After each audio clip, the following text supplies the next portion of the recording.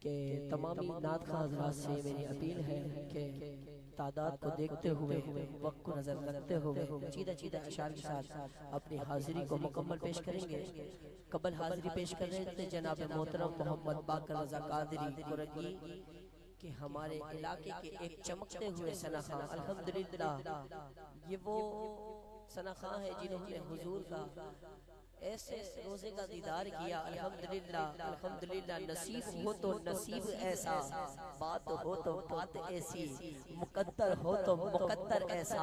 الحمدللہ باقر بھائی نے مدینے گئے اور آنے سے پہلے پھر دوبارہ چلے گئے۔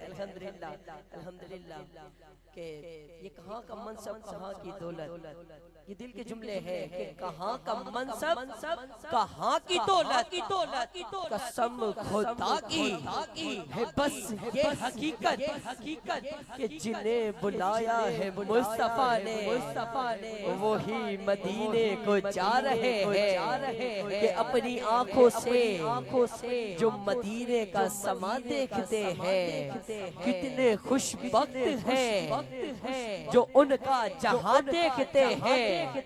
مجھ کو معلوم ہے ایک دن بلائیں گے وہ ضرور، آقا میرے اعلیٰ ادنا کہاں دیکھتے ہیں۔ الحمدللہ